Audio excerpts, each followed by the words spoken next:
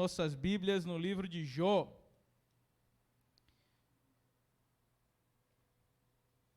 Já está ok aí, Silas? Jó.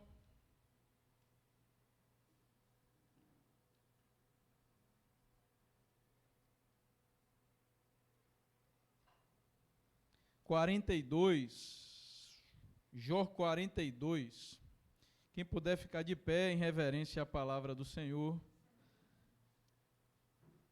Jó 42 é um versículo muito conhecido que Deus colocou no meu coração para trazer hoje para os irmãos.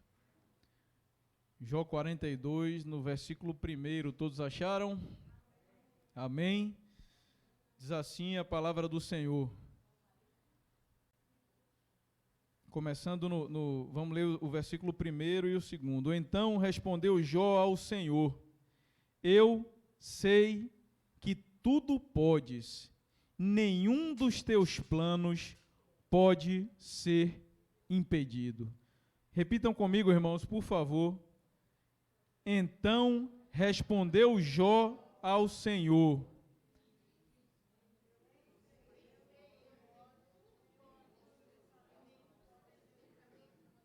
vamos repetir mais forte. Eu sei que tudo podes, nenhum dos seus planos ou pensamentos pode ser impedido. Amém. Deus, esta é a tua palavra, Senhor, palavra que o Senhor colocou no nosso coração para hoje. Deus, fala conosco, nos ensina, Senhor, nos transforma através da tua palavra, nos traz uma revelação, meu Deus, para que possamos sair daqui não da mesma forma como entramos, mas cheios do teu amor, cheios do teu poder, cheios da tua graça, cheios do teu ensino, em nome de Jesus. Amém. Vamos sentar, irmãos. Jó, a história de Jó é muito conhecida, né? História de superação, história de luta, história de confiança no Senhor, mas também de momentos de dúvidas, né? Porque Jó, assim como eu e você, era humano e tinha os seus momentos de dificuldade, os seus momentos de confronto com Deus. O livro de Jó, ele começa falando quem é Jó, quem era Jó naquele tempo. Homem temente a Deus, homem reto. E assim a Bíblia vai elencando as qualidades daquele homem que tinha uma família muito bonita, 10 filhos, tinha uma vida financeira estabilizada, enfim, era um homem próspero em todos os sentidos, né, na casa do Senhor. E a Bíblia relata, né, ao decorrer do livro, que Satanás diz ao Senhor que Jó, ele só era aquele homem temente a Deus, só era aquele homem firme no propósito, só era aquele homem feliz, só era aquele homem reto, porque Deus havia o abençoado com bens materiais, porque Deus havia o abençoado com uma família bonita. E Deus diz: não, então faz assim, Satanás, eu te dou autorização para você tocar na família e para você tocar nos bens de Jó, mas não toca na vida dele. E assim aconteceu, irmãos. Aquele homem passou por um momento de tribulação muito grande, muito grande. Primeiro, Satanás tocou na família, né? A Bíblia diz que quando alguém vinha até Jó trazer a notícia de que seus filhos estavam reunidos na casa do primogênito, né? Ali comendo e conversando e confraternizando, veio um vento e derrubou aquela casa, e de uma hora para outra, irmãos, aquele homem perdeu os seus 10 filhos. E no momento em que alguém trazia a Jó a informação de que seus filhos tinham morrido todos de uma vez só, vem uma outra pessoa, e a Bíblia é bem clara e diz que aquele primeiro homem ainda nem havia terminado de falar, já tinha chegado uma outra notícia de que todos os seus bens também, o seu gado, a sua fazenda e tudo aquilo que ele tinha de bem material havia sido também, havia caído por terra. Ele não tinha mais nada daquilo do que ele tinha.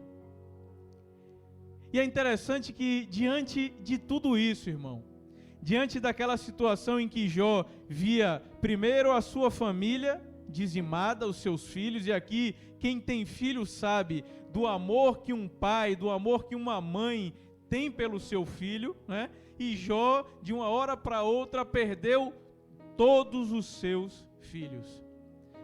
E eu acho muito lindo, muito bonito, porque a Bíblia, quando relata que aquele homem trouxe aquelas duas notícias absurdas de perda para Jó, ele não murmurou, ele não blasfemou, ele não maldisse ao nome do Senhor, ele apenas rasgou as suas vestes, colocou o seu rosto no pó e adorou ao nome do Senhor. Meus irmãos, adorar a Deus quando tudo vai bem é muito fácil. Adorar a Deus quando a gente está bem com a nossa família, adorar a Deus quando a gente está bem no nosso trabalho, adorar a Deus quando as nossas finanças estão equilibradas, adorar a Deus quando a gente está bem no nosso relacionamento é muito fácil. Mas adorar a Deus quando a gente acaba de perder toda a nossa família, aí é que é prova, meu irmão. E o livro de Jó continua gastando. Engraçado que tudo isso acontece no primeiro capítulo, tá? No primeiro capítulo tudo isso acontece na vida de Jó. E o livro ele passa boa parte dele, do início até o final, Jó e os seus três amigos mais próximos tentando entender por que tudo aquilo havia acontecido.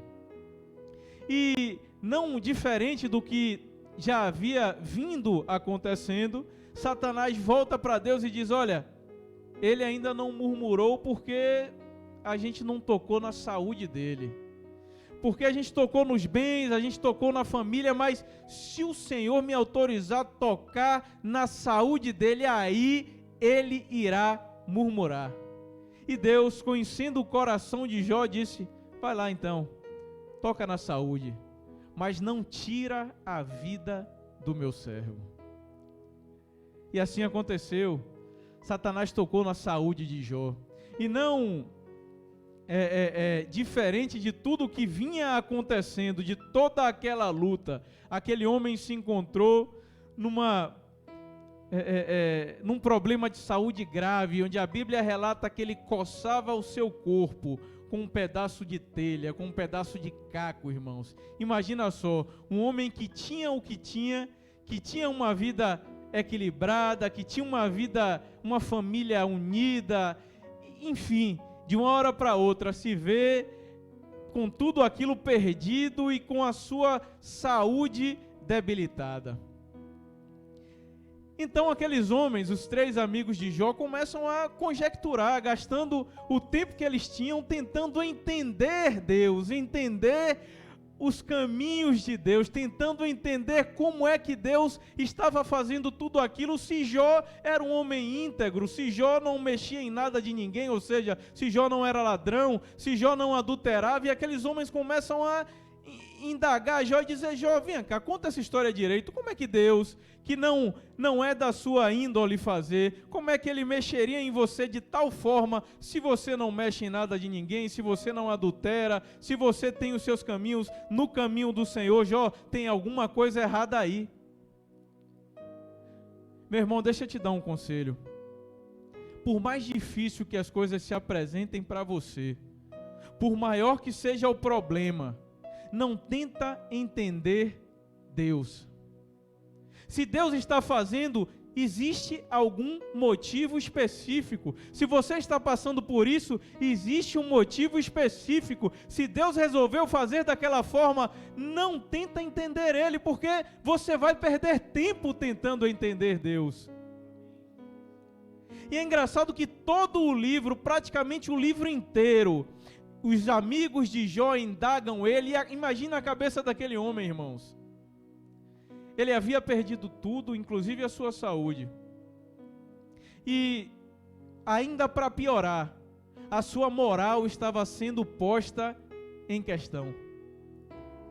Não bastava Deus ter autorizado a perda dos seus filhos, não bastava Deus ter autorizado a perda dos seus bens, não bastava Deus ter autorizado a sua saúde estar debilitada. Agora a sociedade representada pelos seus 3 melhores amigos se levantavam e diziam: Jó, se ajoelha diante de Deus, confessa o seu pecado, diz onde você errou, para que Deus possa te perdoar. E a cabeça daquele homem começa a entrar em parafuso, creio eu, dizendo: não, mas eu não fiz, mas eu tenho andado temente a Deus, eu tenho seguido nos caminhos do Senhor, eu tenho perdido tudo, não sei porquê, mas não foi por culpa minha. Ou seja, nada que acontece conosco, meus irmãos, na maioria das vezes, de bom ou de ruim, não é por nossa culpa, e sim porque Deus quis fazer assim. E aquele homem começa a entrar em parafuso até que um jovem, no meio daqueles anciões, se levanta. Um jovem chamado Eliú, lá no capítulo 32. Quem puder abrir, quem não puder, escuta. Um jovem chamado Eliú diz: então aqueles 3 homens cessaram de responder a Jó, porque era justo aos seus próprios olhos. Bom, eu vou resumir, vou vir aqui para o versículo 6, que diz: então disse Eliú, filho de Baraquel, o Buzita. Eliú, engraçado que Eliú era um jovem, irmãos, no meio daqueles homens, e ele estava muito temente em trazer a opinião dele, porque todos eram anciões e ele muito jovem.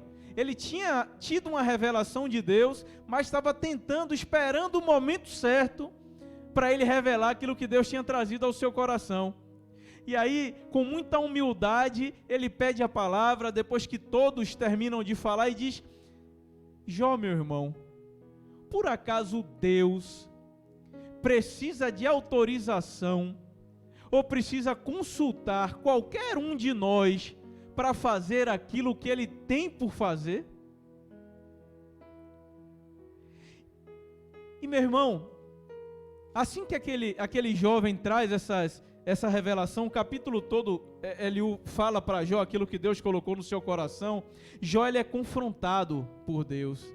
E quantas vezes eu e você, no nosso dia a dia, nas nossas dificuldades, no nosso trabalho, na nossa casa, nós nos achando no ápice da nossa retidão, no ápice daquilo que a gente julga certo, quantas vezes a gente é pego por Deus, e Deus nos confronta e diz: meu filho, por acaso eu preciso da sua autorização para fazer alguma coisa?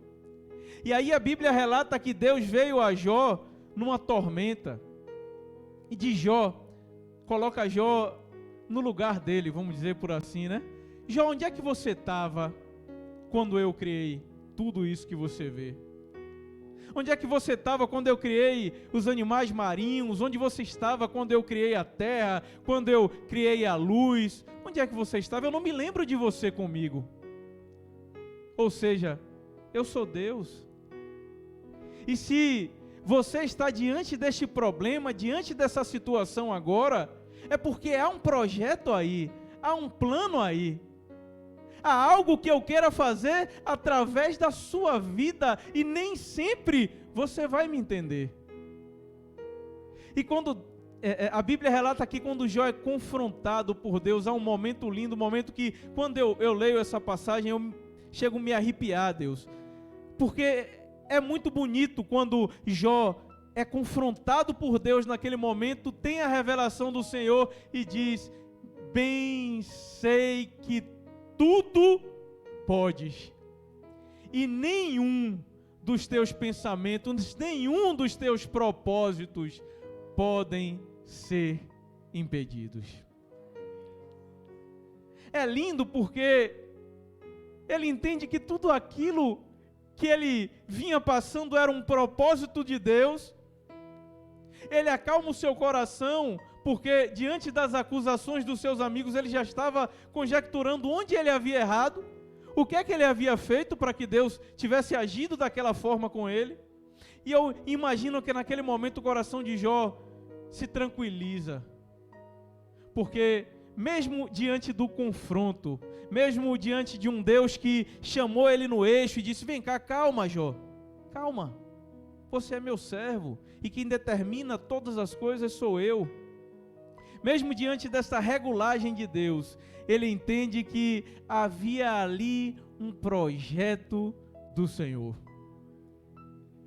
E é bonito porque ele reconheceu isso não depois da adversidade, não depois que tudo havia passado, não depois que Deus começou a restituir tudo aquilo que ele havia perdido, não, ele entende tudo aquilo no meio da tormenta, no meio da dificuldade, no meio da provação do Senhor.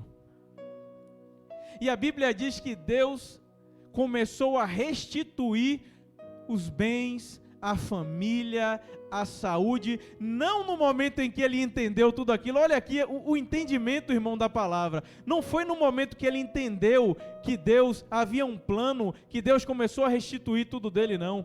A Bíblia relata que Deus começou a restituir tudo dele quando ele começou a orar pelos seus amigos. Olha o mistério de Deus aí, irmãos.